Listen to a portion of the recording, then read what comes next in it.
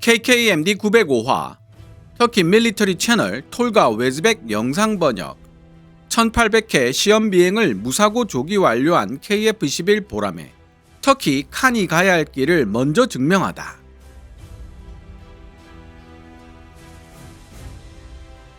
현재 칸과 가장 직접적으로 비교되는 프로젝트가 바로 대한민국의 KF-21이다. 한국은 터키보다 먼저 KF-21 보람의 사업을 시작했으며 초도 생산분 블락 1에 대한 테스트 비행 단계는 이미 완료되었다. 더 놀라운 것은 당초 계획보다 2개월 앞당겨진 일정으로 달성되었다는 사실이다. KF-21 보라매와 가장 직접적으로 비교되고 있는 경쟁 기종들 중 하나가 바로 터키의 칸입니다. 그러나 터키 밀리터리 유튜브 채널의 대다수가 팩트보다는 터키 민족주의에 호소하는 일명 국뽕 수준을 벗어나지 못하고 있는 것과는 달리 톨가 웨즈베크가 운용하고 있는 채널은 터키에서도 보기 드문 상대적 객관성을 유지하고 있는 것으로 보입니다. 구독자 33만 7천 명을 보유하고 있는 톨가 웨즈베크는 터키 항공우주 분야의 전문 저널리스트이자 해설자로 활약하고 있는데요. 방산 및 항공산업 전반을 구조적으로 이해하고 설명하는 해설형 전문가로서 중상 수준의 신뢰도를 보여준다는 평가를 받고 있습니다. 2026년 1월 21일 톨가 웨즈베크가 업로드한 KF-21 보람에 관련 영상을 그 좋은 예로 들 수 있을 것 같습니다. 톨가는 해당 영상을 통해 터키 칸의 경우 이제 겨우 시제기 P1의 첫 비행을 기다리고 있는 중인데 반해 경쟁 기종인 KF-21 보람에는 이미 3년여 전에 CJ1호기의 초도 비행에 성공했을 뿐만 아니라 1800회에 이르는 테스트 비행을 무사고로 그것도 원래 계획보다 2개월이나 앞당겨서 달성했다고 지적하고 있습니다.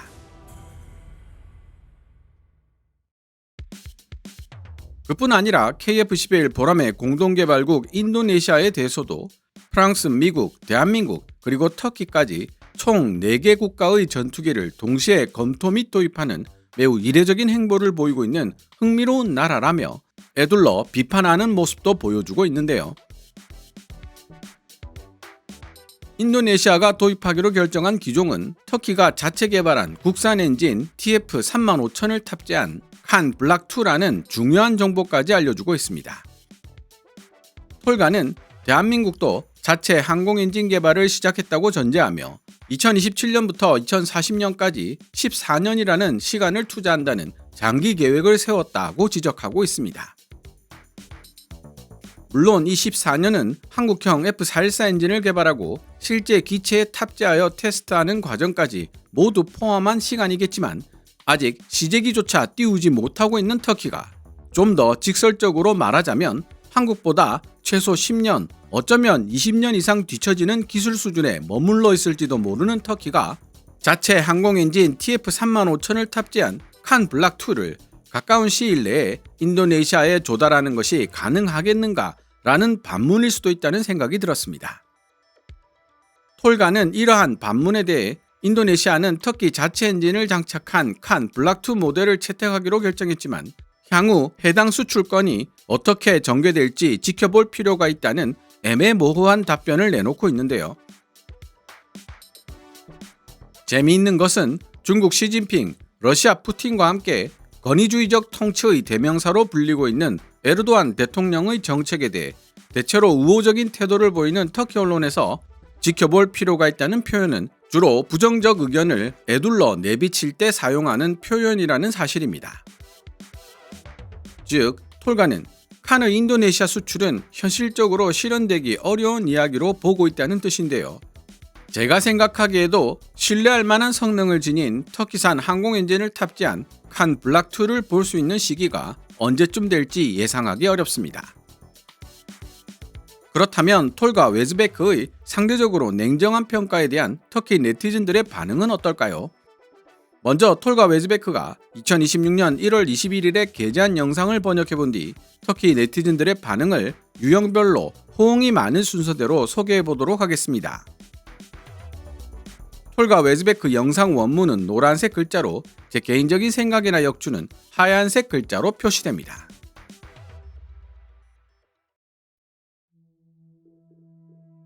최근 우리의 시선은 앙카라에 위치한 터키 항공우주 산업에 쏠려 있다.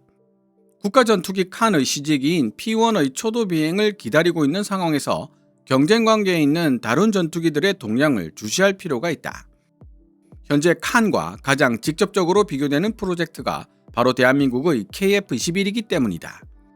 한국은 터키보다 먼저 KF-21 보람의 사업을 시작했으며 초도 생산분 블락1에 대한 테스트 비행 단계는 이미 완료되었다.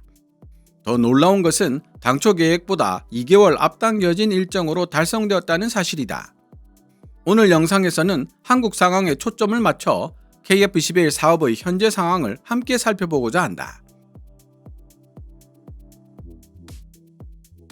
한국은 동북아 지역에서 가장 강력한 군사 강국들 중 하나이다. F-16, F-15, F-35와 같은 전투기 전력의 대부분은 주로 미국을 비롯한 서방에서 만들어진 시스템으로 구성되어 있지만 한국은 자국만의 독자적인 항공전력 구축을 목표로 오랜 시간 지속적으로 투자해왔다. 터키 공군도 도입한 바 있는 KT-1 기본훈련기를 시작으로 한국은 제트 엔진을 장착한 T-50 고등훈련기 및 근접 항공지원 플랫폼인 FA-50을 개발하였다. 그 뒤를 이은 세 번째 중요한 발전 단계가 바로 국산 전투기 KF-11 보라매의 개발이었다. KF-11은 미국산 F-414 계열 엔진을 탑재하고 있다. 미국은 물론 이스라엘로부터 도입한 여러 기술 요소가 통합되어 있지만 기체 설계는 한국 기술진에 의해 독자적으로 수행되었다. KF-11은 4.5세대 전투기로 분류된다. 한국 기술진들은 KF-11을 국가 전투기 칸과 마찬가지로 초기에는 미국산 엔진으로 시작하되 장기적으로는 자체 개발한 국산 엔진을 적용하여 5세대 전투기로의 성능 진화를 도모할 계획을 가지고 있으며 이 과정에서 관련 기술 경험을 최대한 축적한다는 목표를 내세우고 있다. 원문에서는 KF-11 보라매에 F-404 계열 엔진이 탑재되어 있다는 서술을 하고 있지만 F-404 계열은 FA-50에 탑재되는 엔진이고 KF-11에는 F-414 계열 엔진이 장착되기 때문에 명백한 착오로 보여 수정하여 번역했습니다. 한국은 CJ1호기의 설계 및 제작을 이미 완료했고 해당 기체는 2022년 7월 초도 비행에도 성공했다. 이후 진행된 테스트 비행 프로그램을 살펴보면 한국은 총 6대의 시제기를 제작했다. 잘 알려진 바와 같이 테스트용으로 만들어지는 시험적 기체들을 시제기, 프로토타입이라고 부르는데 KF-11 시제기들 중 4대는 단자형 모델이고 나머지 2대는 교육훈련을 염두에 둔 복자형 모델로 설계되었다. 총 6대의 KF-11 시제기들은 도합 1800회의 비행 소티를 소화해냈으며 이는 기체당 평균 약 300회의 테스트 비행을 수행했다는 의미가 된다. 시제기 각각은 서로 다른 구성으로 제작되었고 한국은 이를 통해 13,000개 이상의 항목과 시스템을 일일이 테스트하며 KF-11의 성능을 검증하였다. 2022년 7월 첫 비행으로 시작된 KF-11의 테스트 과정은 약 3년 6개월 동안 지속되었다. 당초 2026년 3월에 종료될 예정이었으나 한국은 이 테스트 작업을 2026년 1월에 조기 완료하는 데 성공했다. 또한 모든 테스트 비행은 단 한 건의 사고도 없이 비행 안전 수칙을 준수한 상태에서 완수되었다. 다음 단계는 초도 저율 양산 단계이며 대한민국 공군에 인도될 양산 1호기에 대한 제작 공정은 2026년 6월부터 시작될 예정이다. 한국의 목표는 미국산 엔진과 일부 이스라엘제 시스템이 탑재된 블락1 버전의 KF-11을 40대 생산하는 것이다. 그 이후 두 번째 단계로 블락2 버전을 총 80대 생산하는 과정이 이어진다. 한국의 목표는 KF-11 블락2를 공대공 및 공대지 임무를 모두 수행할 수 있는 다목적 전투기로 발전시키는 동시에 점진적으로 5세대 전투기 특성에 근접하도록 성능을 향상시키는 데 있다.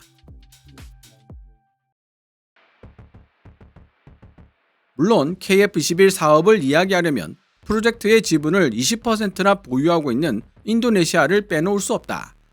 다만 미국은 인도네시아에 최첨단 시스템을 수출하는 문제에 대해 소극적인 태도를 보이고 있고 그 결과 인도네시아가 도입하게 될 KF-11은 5세대보다는 우리가 4.5세대라고 부르는 과도기 단계의 기체가 될 가능성이 높다. 지난 3, 4년간 인도네시아가 분담금을 충분히 납부하지 않고 일부 기술 정보 관련 이슈 등으로 갈등이 있었지만 현재 이러한 문제들은 해결되었다. 인도네시아는 매우 흥미로운 행보를 보이는 국가다. 한편으로는 프랑스와 라팔 도입 계약을 체결하여 이미 기체 인도가 시작되었고, 다른 한편으로는 미국과 F-15EX 도입을 위한 합의를 마친 상태이다. 실제로 이에 관련한 미국 의회의 승인 절차도 완료된 상태다. 물론 여기에 더해 인도네시아는 터키의 국가전투기 칸 도입에도 관심을 보이며 이에 관한 합의도 체결했다. 따라서 여러분들도 나와 같은 생각을 하고 있겠지만 인도네시아는 프랑스, 미국, 대한민국, 그리고 터키까지 총 4개 국가의 전투기를 동시에 검토 및 도입하는 매우 이례적인 행보를 보이고 있다. 이러한 선택들 중 어느 것이 성공적으로 완료될지, 그리고 이 모든 상황이 어떻게 마무리될지 기추가 주목된다. 여러분들도 이미 알고 있다시피 지난 2025년 IDF 방산 전시회에서 인도네시아와 터키 항공우주 산업 간의 협정이 체결되었다. 인도네시아는 터키 자체 엔진을 장착한 칸 블락2 모델을 채택하기로 결정했지만 향후 해당 수출 건이 어떻게 전개될지 지켜볼 필요가 있다. 따라서 인도네시아에 칸을 수출하는 계약이 제대로 진행되려면 우선 시제기 시험을 성공적으로 마무리해야 할 필요성이 있으며, 이후 TEI가 개발 중인 TF35000 엔진을 탑재하여 관련 테스트 비행을 수행해야만 한다. 즉, 칸의 인도네시아 수출이 실제로 이루어지려면 터키 국산 엔진인 TF35000의 개발이 완료되는 것은 물론 이를 실제 기체에 탑재하고 정해진 횟수의 테스트 비행까지 마무리해야 한다는 사실을 알 수 있습니다. 기반 기술을 갖추고 있는 대한민국조차도 빨라야 10년, 늦으면 15년까지 걸릴 수도 있다고 예상하고 있는 국산 엔진 개발인데, 기반 기술이 떨어지는 터키의 경우에는 더 말할 것도 없겠죠. 게다가 국산 엔진 개발이 끝이 아니고 이를 탑재한 기체로 테스트 비행 과정까지 완료해야 하니 그야말로 뜬구름 잡는다는 말이 딱 어울리는 수출 계약이라고 할 수 있을 것 같습니다. 그의 맥락으로 봤을 때 터키 밀리터리 유튜버 톨가 웨즈베크도 인도네시아를 대상으로 하는 칸 수출이 여의치 않을 것으로 예상하고 있는 듯합니다. 실제로 해당 영상 댓글을 통해 항공우주 기술 분야에서 대한민국이 터키보다 최소 10년, 아니 20년 이상 앞서 나가고 있다고 인정하는 터키 네티즌들을 볼 수 있습니다.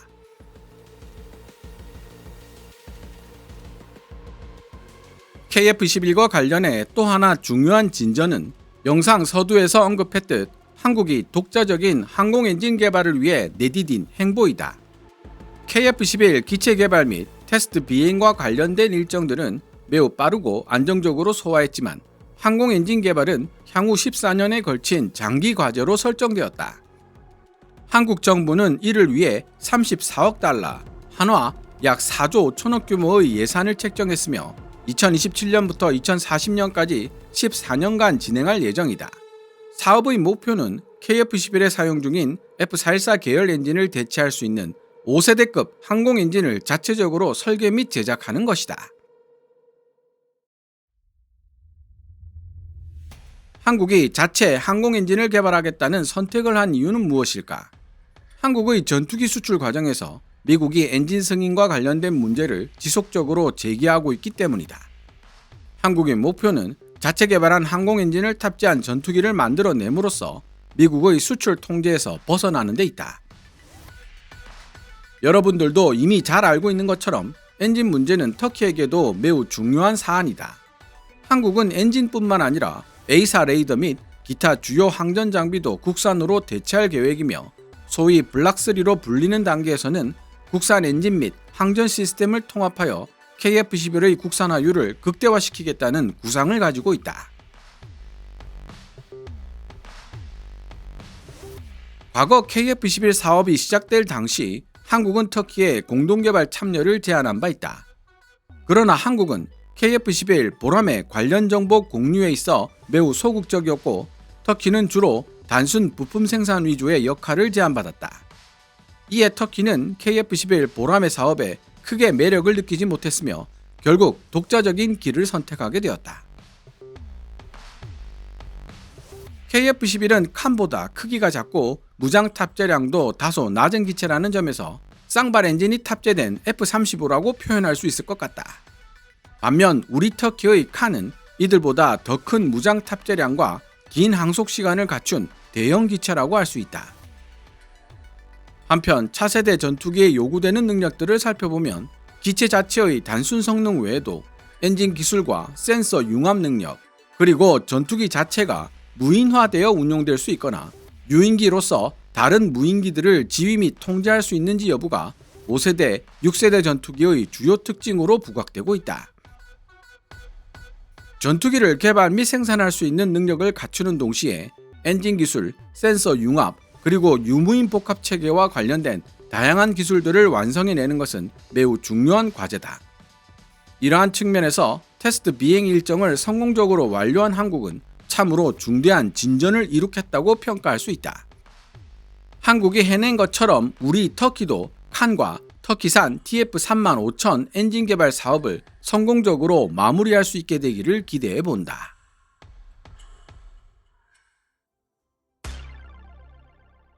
지금까지 터키 유명 밀리터리 유튜버 톨가 웨즈베크가 2026년 1월 21일에 업로드한 KF-11 보람에 관련 영상을 번역해 보았습니다. 미리 말씀드렸던 대로 해당 영상에 대한 터키 네티즌들의 반응을 살펴볼 생각인데요. 한국어로 작성된 댓글들은 제외하고 유형별로 시청자들의 호응이 많은 순서대로 정리해봤습니다. 터키 국내 소식만이 아니라 세계 항공 분야의 동향까지 함께 설명해주는 것은 시청자들을 존중하고 자신의 보도에 가치를 두고 있다는 뜻으로 보인다. 정말 좋은 일이며 감사할 따름이다. KF-11은 내가 가장 좋아하는 전투기들 중 하나다.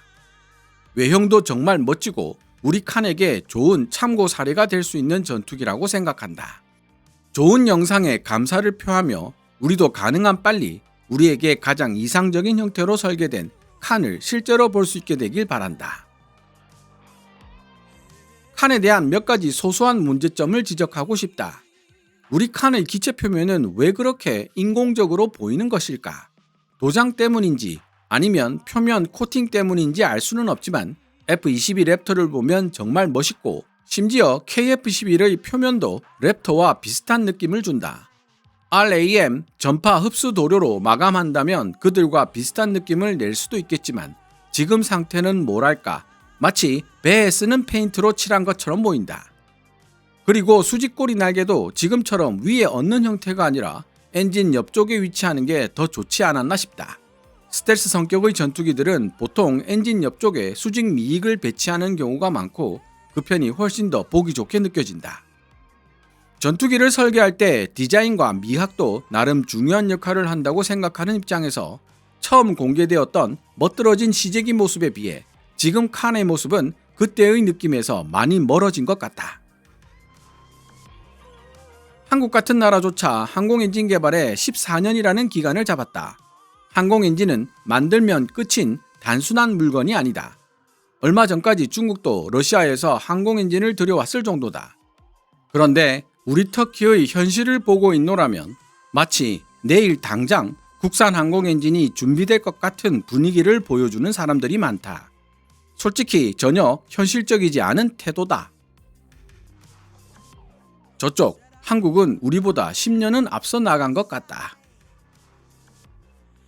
아니 20년은 앞서 있다고 본다. 오늘 번역해본 구독자 33만 7천 명의 터키 밀리터리 유튜버 톨가 웨즈베크의 영상과 터키 네티즌들의 댓글에 대한 시청자 여러분들의 의견은 어떻습니까? 오늘 KKMD에서 준비한 내용은 여기까지입니다. 방송되었던 내용들은 KKMD 공식 블로그에서도 만나보실 수 있으며 내용이 재미있고 유익했다면 더 많은 시청자들과 만날 수 있도록 이 동영상 하이프하기를 눌러주셨으면 합니다. KKMD 영상 제작을 직접 지원하고 싶은 분들은 농협 9481216701호로 후원해 주셔도 됩니다. 지금까지 시청해 주셔서 감사합니다. 케빈즈 밀리터리 채널 KKMD